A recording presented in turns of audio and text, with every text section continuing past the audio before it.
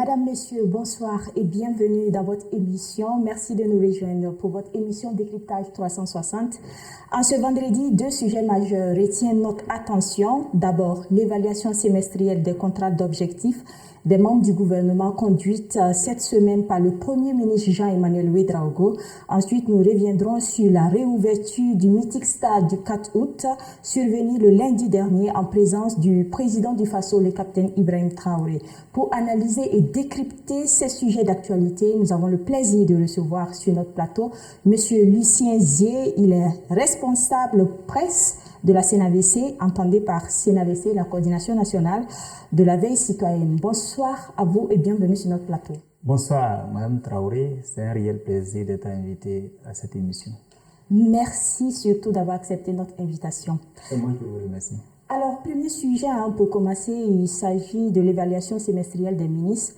Plusieurs ministres ont été évalués cette semaine dans le cadre de l'exécution de leur contrat d'objectif pour le premier semestre 2025 avec des taux d'avancement appréciables. Alors, M. Zier, comment appréciez-vous l'initiative sur l'évaluation des contrats d'objectifs des ministres? D'abord, il faut saluer cet exercice qui s'inscrit dans une gouvernance responsable, moderne, exigeante, qui permet qu'à cette occasion, le Premier ministre qui assigne d'abord, avant donc l'année budgétaire, le Premier ministre qui assigne à chaque ministre sectoriel un contrat d'objectif. Quand on parle, avant c'était des lettres de mission, mais avec les lettres de mission, on n'arrive pas à mesurer l'impact des actions des différents ministères sectoriels. Qu'est-ce qui s'est passé? Ils sont passés donc à des contrats d'objectifs qui peuvent vraiment avoir des impacts mesurables. Donc, une fois qu'il assigne avant l'année budgétaire un contrat d'objectif qui avec des cibles bien claires, à l'issue donc du déroulement des activités, c'est-à-dire qu'à mi-parcours, le Premier ministre revient, il appelle chaque ministre de venir rendre compte de ce qu'il a exécuté, conformément au contrat qu'il lui avait assigné. Je pense que c'est à cet exercice que les différents ministres se sont donnés, donc devant le chef de gouvernement, pour voir est-ce que les actions posées sont déjà en cohérence avec les priorités de l'État? Est-ce qu'il y a des avancées ou il y a des anomalies qu'il faut corriger avant donc de terminer l'année, le dernier semestre? Donc, c'est à saluer à sa juste valeur. Nous avions vu aussi les taux d'exécution qui sont appréciables, à saluer d'ailleurs. Surtout, le Burkina Faso est dans un contexte marqué par une situation difficile en matière de ressources. Voilà. Mais si les ministres arrivent avec le peu de ressources qui est mise à leur disposition à exécuter les activités et à atteindre ce taux-là, c'est vraiment à saluer. Alors, au terme donc de ces 3 jours d'évaluation, il ressort une performance moyenne donc de 54% de taux de réalisation sur l'ensemble des ministères. Peut-on donc y voir la preuve d'un engagement réel donc et constant du gouvernement malgré les contraintes de temps et surtout de contexte dont vous avez évoqué de suite? Oui, ça veut dire que cette performance moyenne qui s'établit à 54% pour l'ensemble des départements ministériels traduit ici le dépassement de soi, l'engagement de chaque ministre. Et malgré les défis immenses auxquels nous faisons face, les ministres arrivent d'abord à laisser les questions de fériés, jours fériés, les questions de vacances, à se conformer aux missions qui leur ont été assignées. Et également à travailler pour satisfaire et répondre aux besoins de nos peuples. Donc, je me dis que c'est le reflet d'un sacrifice qui a été exprimé au sommet de l'État.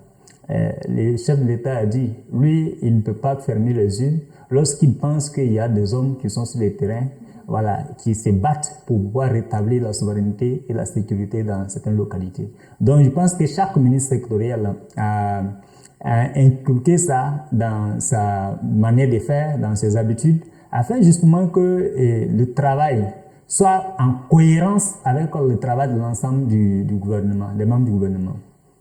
Alors, vous avez dit que ce sont des performances à saluer. Dans le secteur de la défense, les résultats sont particulièrement marqués par plus de 72% du territoire reconquis, plus d'1 million de déplacés qui ont retrouvé donc leur localité.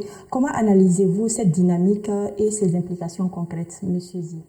Ça veut dire que c'est des sacrifices, c'est la vision, la grande stratégie de guerre qui a été exprimée par le chef de l'État lui-même, avec l'engagement inlassable des membres du gouvernement, et ce qui a permis d'atteindre donc ce niveau d'avancement en termes de reconquête territoriale.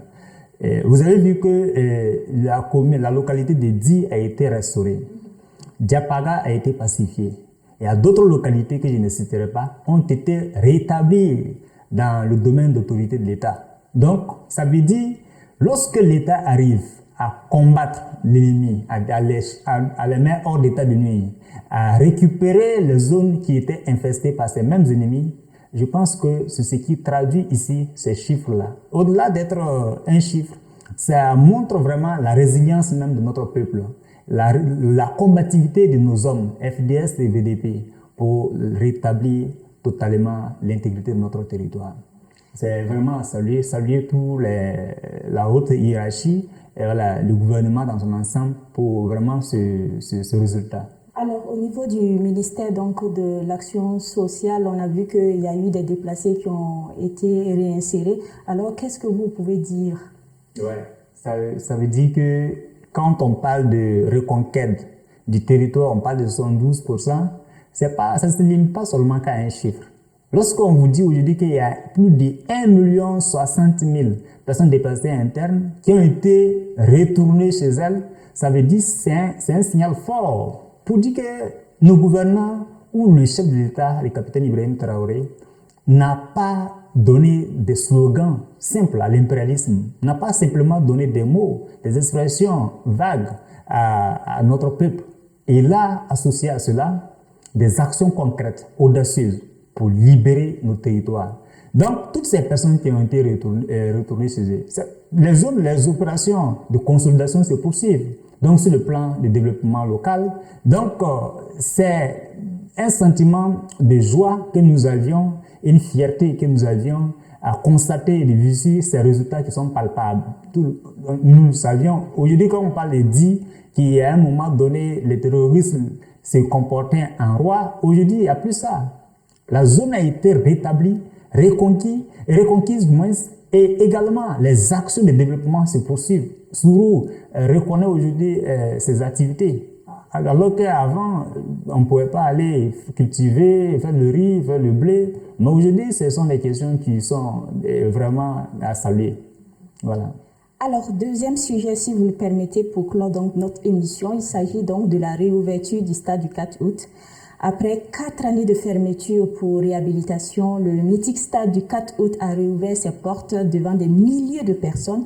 Une réouverture hautement symbolique marquée par les installations fortes sous la présidence donc du chef de l'État, le capitaine Ibrahim Traoré. Alors, Monsieur Zié, quelle lecture faites-vous de la forte mobilisation populaire lors de la réouverture du stade du 4 août en présence plutôt du président du Faso? Vous voyez cette grande mobilisation du peuple burkinabé pour cette occasion qui a consacré à la réouverture officielle du stade du 4 août est le reflet de l'amour pour la patrie.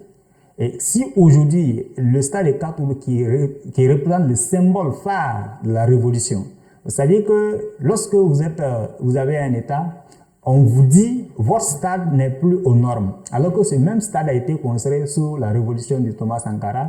Et nous, aujourd'hui, nous sommes dans un contexte où nous sommes obligés de poursuivre le même chemin que le capitaine Thomas Sankara.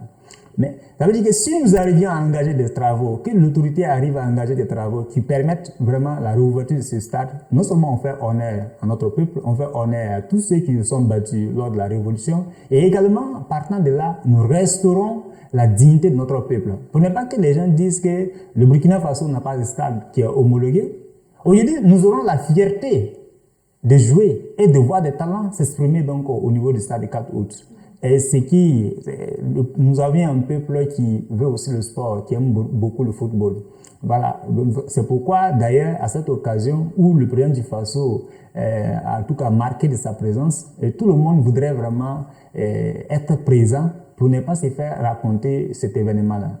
C'est vraiment féliciter l'ensemble des autorités qui ont permis véritablement que cela soit un acte concret. En quoi ce stade rénové est-il là porteur donc de symboles forts? C'est un symbole fort parce que simplement le peuple burkinabé serait fier de dire nous allons jouer chez nous et les autres équipes des pays qui sont dans la CAF peuvent aussi venir jouer chez nous.